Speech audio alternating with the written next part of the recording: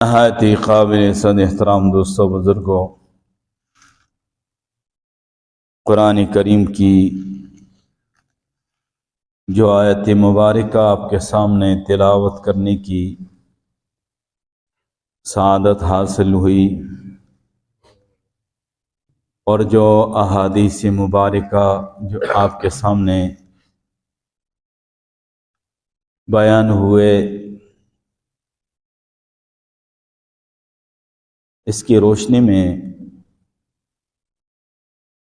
نماز جو کہ اہم ترین فریضہ ہے، اس حوالے سے چند گزارشات آپ کے سامنے رکھوں گا۔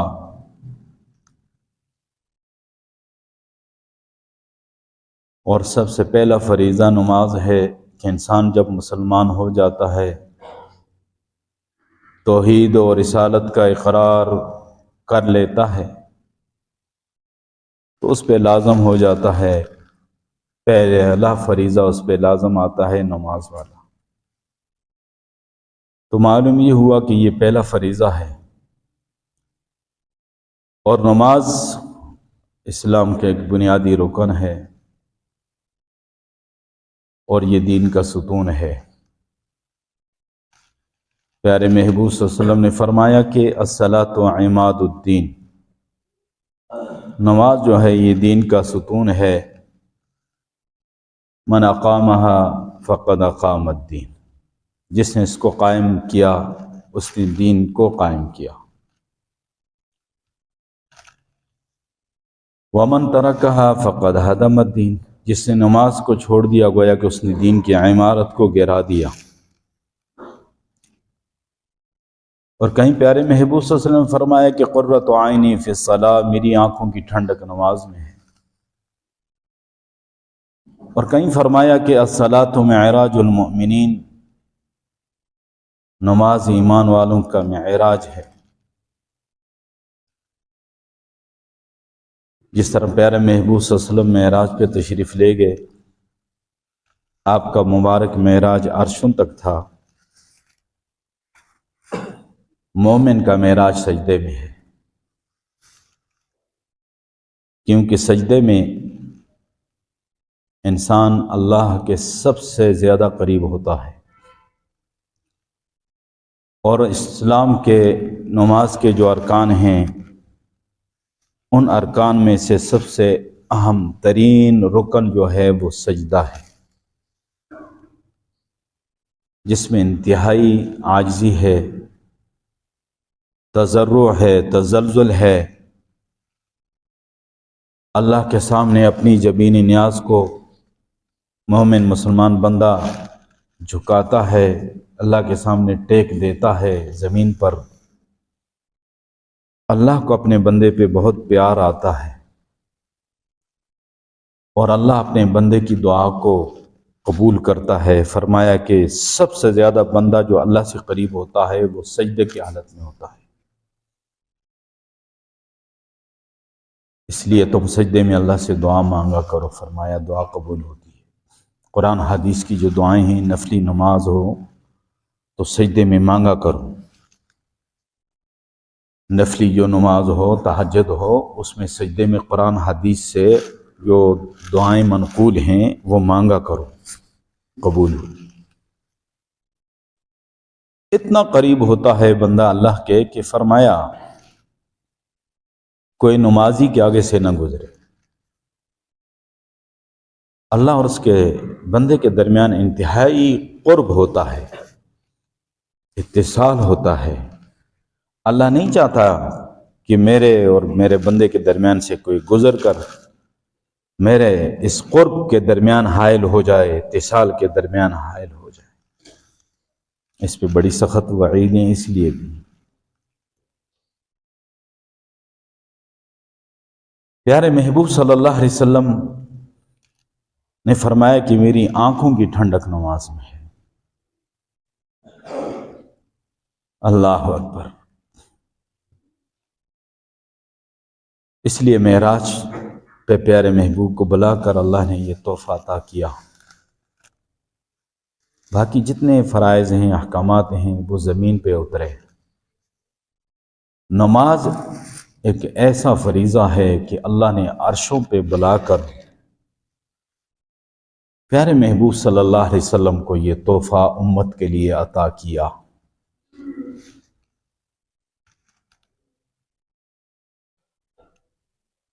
اور اللہ تعالیٰ نے پیارے محبوب صلی اللہ علیہ وسلم سے پوچھا کہ آپ میرے لیے کیا ہدیہ اور تحفہ لے کر آئے ہیں؟ پیارے محبوب صلی اللہ علیہ وسلم نے جو کچھ اللہ کی بارگاہ میں پیش کیا وہ آپ ہر 2 رکعت کے بعد پڑھتے ہیں۔ التحیات للہ والصلوات والطیبات، تمام قولی عبادتیں، تمام بدنی عبادتیں اور تمام مالی عبادتیں اللہ کے لیے۔ التحیات للہ والصلوات والطیبات، فرمایا اللہ تمام کی تمام بدنی اور قولی اور مالی عبادتیں تیرے لیے۔ اللہ بہت خوش ہوئے اور فرمایا السلام علیکہ ایھا النبی ورحمۃ اللہ وبرکاتہ، آپ پہ سلامتی ہو اے میرے پیارے نبی صلی اللہ علیہ وسلم، اور فرمایا کہ اللہ کی رحمتیں اور برکتیں ہوں۔ پیارے محبوب صلی اللہ علیہ وسلم نے اللہ کی بارگاہ میں عرش پہ جا کر اپنی امت کو نہیں بھولے۔ او بے وفا امتیوں، ہر زندگی کے موڑ پر غمی خوشی کا موقع ہو، کاروبار تجارت ہو ملازمت ہو، تم پیارے محبوب کے احکامات کو بلا رہے ہو۔ پیارے محبوب نے تمہیں نہ فرش پہ بلایا، نہ عرش پہ جا کے بلایا، نہ سفر میں بلایا اور نہ حضر میں بلایا، نہ امن میں بلایا اور نہ جنگ میں بلایا۔ عرش پہ جا کر اللہ کے پیارے محبوب نے دیکھا اللہ کی رحمت جوش میں، فرمایا السلام علینا وعلی عباد اللہ الصالحین، اے اللہ ہم پہ بھی سلامتی ہو اور تیرے سارے نیک بندوں پہ سلامتی ہو۔ اس دعا میں آپ سب کو شامل کر دیا، جو اللہ کی طرف سے رحمتوں کا نزول تھا اس میں آپ سب کو شامل کر دیا، لیکن جو صالحین ہیں نیک ہیں وہ سارے اس دعا میں شامل ہو گئے۔ تو یہ اللہ نے عظیم تحفہ پیارے محبوب کو عطا کیا۔ تو ہم کہتے ہیں کہ تیرا معراج یہ کہ تو عرش معلیٰ تک پہنچا، میرا معراج یہ کہ ہم تیرے قدموں تک پہنچے۔ پیارے محبوب صلی اللہ علیہ وسلم جہاں سجدہ فرمایا کرتے تھے، مسجد نبی شریف میں وہ جو محراب تھا، تو وہ سجدے والا جو مقام تھا اس کو دیوار کر کے بند کر دیا ہے، اور جہاں پیارے محبوب صلی اللہ علیہ وسلم کے قدم مبارک ہوتے تھے وہ مقام اس محراب کے اندر وہاں پر ہے جہاں امام سجدہ کرتا ہے۔ جہاں امام سجدہ کرتا ہے وہ مقام محراب سے باہر چھوڑا، اور جہاں پیارے محبوب کے قدم مبارک ہوا کرتے تھے۔ تو وہ منظر دیکھ کر مجھے یہ یاد آیا، یہ شعر یاد آیا کہ تیرا معراج یہ کہ تو عرش معلیٰ تک پہنچا، میرا معراج یہ کہ میں تیرے قدموں تک پہنچا۔ تو فرمایا کہ تمہارا معراج تو یہ ہے کہ تم نماز میں تم سجدے میں ہوتے ہو، یہ تمہارا معراج ہے، یہ مومن کا معراج ہے۔ اور پیارے محبوب صلی اللہ علیہ وسلم نے فرمایا کہ الفرق بین العبد والکفر ترک الصلاۃ، ایک مسلمان مومن بندے کے درمیان اور کافر کے درمیان فرق کرنے والی جو چیز ہے وہ نماز ہے، کہ مسلمان نماز پڑھتا ہے، کافر نماز نہیں پڑھتا۔ آپ دیکھ لیجئے جو نماز نہیں پڑھتے وہ تو ہیں مسلمان، لیکن کام کافروں والا کر رہے ہیں کہ نماز کا ٹائم ہے نماز نہیں پڑھ رہے۔ بہت سارے دکاندار ہیں، ان کو اتنی توفیق نہیں ہے کہ تھوڑی دیر کے لیے دکان بند کر کے نماز پڑھ لیں۔ حی علی الصلاۃ حی علی الفلاح کی صدا جب بلند ہو گئی ہے تو اب سب چھوڑ چھاڑ کر اللہ کی طرف بھاگ پڑو. اب یقین جانے ہمیں عربی کا پتہ نہیں ہے، عربی الفاظ ہم سنتے ہیں سمجھ ہے ہی نہیں، ہمیں پتہ چل جائے. عرب میں ایک دفعہ سعودی عرب میں ایک مقام پہ میں نے دیکھا کہ ایک شخص ہے، اس کے ساتھ چھوٹا سا بچہ ہے، اور وہ ایک دکان میں چلا گیا تو وہاں بیکری ٹائپ دکان تھی جس میں یہ چیزیں کھانے پینے کی دوسری تیسری. تو اس کے والد نے جو چیز لینی تھی لے لی. بچہ ایک چیز پہ اڑا ہوا ہے، رکا ہوا ہے، ضد کر رہا ہے. تو اس کا والد اس کو چھوڑ کر چلا گیا اور گاڑی میں بیٹھ گیا. اب اس نے ایک دفعہ آواز لگائی، تعال یا ولد، عربی میں کہا ہے بچے آ جا. بچہ پھر بھی ضد پہ اڑا ہوا ہے. پھر اس نے تھوڑا سا لہجہ بدل کر کہا کہ تعال یا ولد، اے بچے آ جا. بچہ پھر بھی رکا ہوا ہے. پھر آخری اس کے جو الفاظ تھے وہ یہ تھے، حی یا ولد، جلدی آ جا اے بچے. بس یہ لفظ کہنا تھا، بچہ بھاگا اور جا کر گاڑی میں اپنے باپ کے ساتھ بیٹھ گیا. اس کو پتہ تھا کہ حی کا معنی کیا ہے. یہ جو حی صبح شام آپ سنتے ہیں نا، حی علی الصلاۃ، حی علی الفلاح، اللہ کی قسم ہمیں پتہ نہیں ہے اس کے معنی کے اندر کتنی زیادہ تاکید ہے.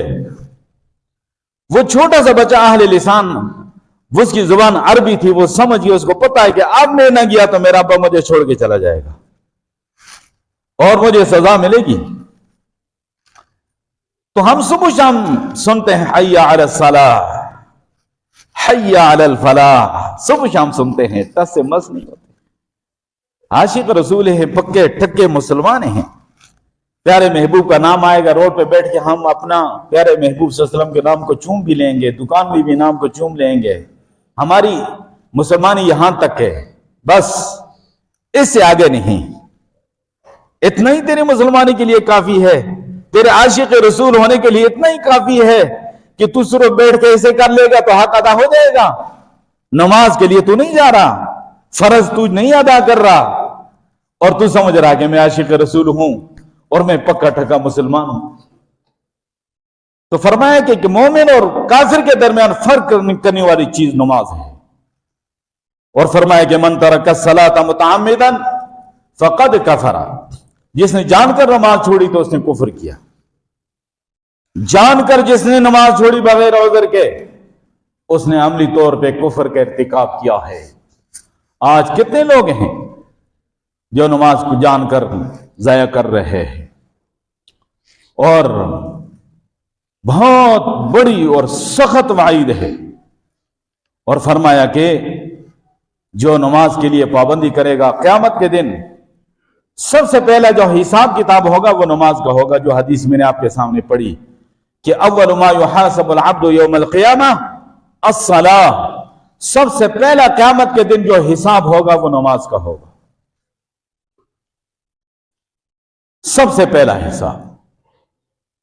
روز محشر کی جان گداز بوت، اولین پرسش نماز بوت. محشر کا جب میدان ہوگا اور انسانوں کی جانیں پگھل رہی ہوں گی، فرمایا کہ سب سے پہلا سوال نماز کے بارے میں ہوگا، نماز کے بارے میں پوچھا جائے گا. اگر فرض نماز کا حساب کتاب ٹھیک رہ گیا نا تو بیڑا پار ہے.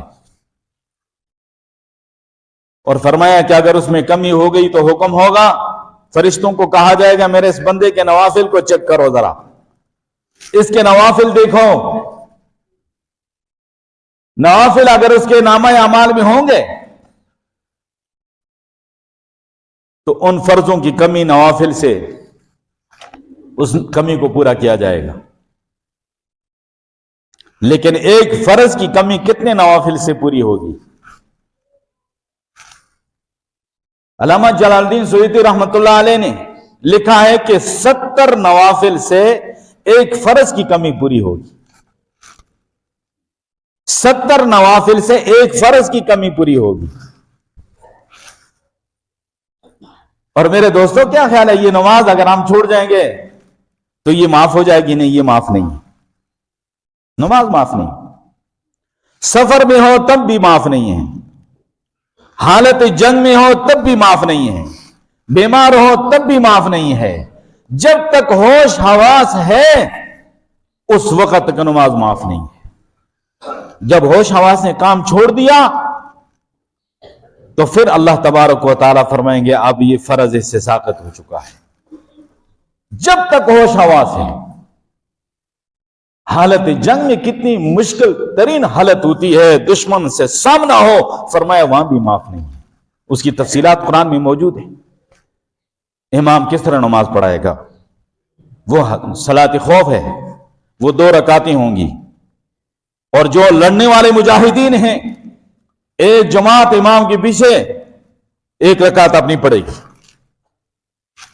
5ویں پارے میں تفصیل موجود ہے۔ اور پھر اس کے بعد یہ جب 1 رکعت پڑھ لیں گے یہ مورچوں پہ جائیں گے، اور جو جماعت مورچوں میں ہے وہ واپس آ کر امام کے پیچھے اپنی وہ 1 رکعت پڑھیں گے، ان کی پہلی ہو جائے گی۔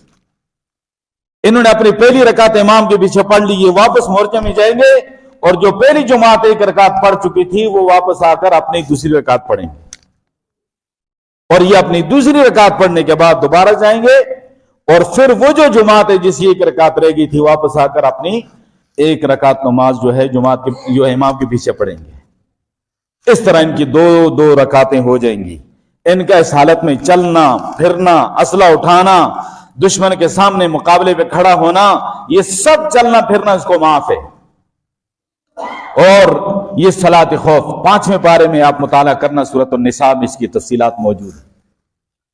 تو نماز اس حالت میں معاف نہیں ہے۔